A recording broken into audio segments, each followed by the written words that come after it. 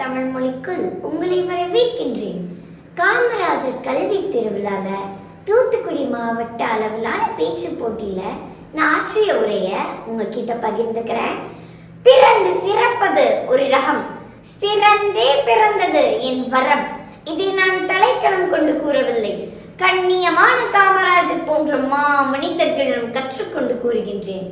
எவரிடம் முயற்சி, மன உறுதி, வீரம், திறமை, அறிவு கூர்மை, வலிமை என்னும் 6 பண்புகள் உண்டோ அவர்களிடம் தேவர்களும் கை கட்டின்று சேவகம் செய்வார்கள் என்ற மகாகவி காளிதாசனின் இலக்கிய வரிகளுக்கு காமராசரின் அரசியல் வாழ்க்கை இலக்கணமானது. ஆம், 9 ஆண்டு ஆட்சி காலத்தில் கல்லாமையை கருவறுக்கவும், இல்லாமை இல்லாத ஒழிக்கவும், வேளாண்மையில் பெரும் வளர்ச்சி செய்திடவும் நெறி மாறாமல் தன் சிந்தனையால் நாடு முழுவதும் வேள்வி நடத்திய நாயகன் இவர்.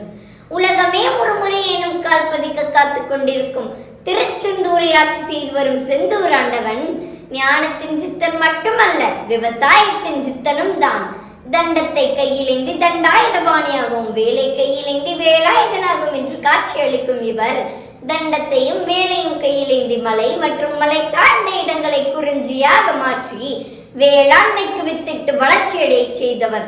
அந்த வரிசையில் நம் காமராசரும் பொது வாழ்வில் நேர்மை என்ற வேலையும், தனி மனித வாழ்வில் தூய்மை என்ற தண்டத்தையும் கையிலேந்தி பல வகையான சிக்கல்களை தகர்த்தெறிந்து தமிழக வேளாண்மை வளர்ச்சிக்காக எண்ணற்ற நீர்ப்பாசன திட்டங்களை உருவாக்கி விவசாயத்தை மேம்படை செய்தது மட்டுமல்லாமல் நாடளவில் இன்றும் இவரது யுக்திகளை பயன்படுத்தும் விதத்தில் சிந்தனை விதைகளை சிதறவிட்டு சென்றுள்ளார் என்றால் மிகையாகாது.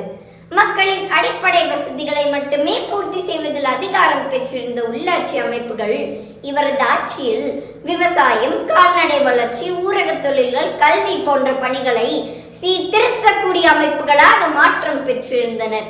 குறிப்பாக பஞ்சாயத்து ஒன்றியங்கள் மூலம் வேளாண்மை வளர்ச்சிக்கு தேவையான உரங்கள், ஆடுகள், மாடுகள் விநியோகங்கள் செய்வது, கால்நடை மருத்துவமனைகள் கட்டுவது, கோழி, மீன் வளர்ப்பு பண்ணைகள் போன்றவை நிறுவப்பட்டது.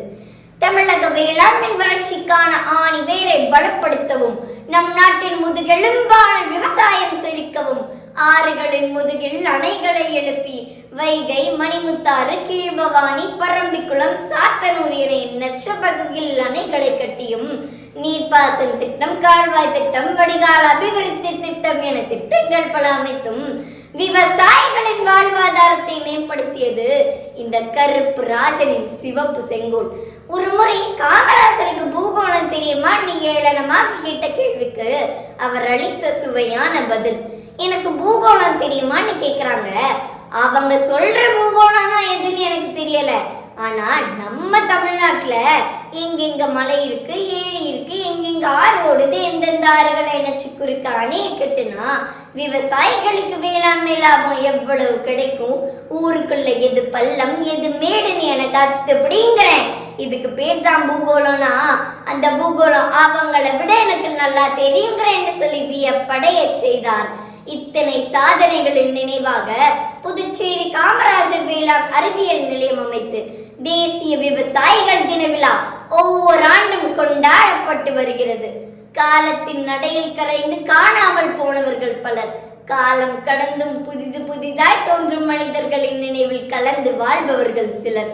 அந்த சிலரில் ஒருவர்தான் இந்த தூய்மையான துருவ நட்சத்திரம் காமராஜர் என்ற மனிதரின் வாழ்க்கையை இங்கு கூடி வாய் நிறைய பேசுவது வாழ்த்துரைப்பதற்காக மட்டுமல்ல, அவர் வழி பாதியில் நாமும் வாழ்ந்து அறத்தையும் ஒழுக்கத்தையும் நிலைநாட்டுவதற்காக என்று கூறிய உரையை நிறைவு செய்கிறேன். நித்தம் நித்தம் புதுமை செய்வோம்.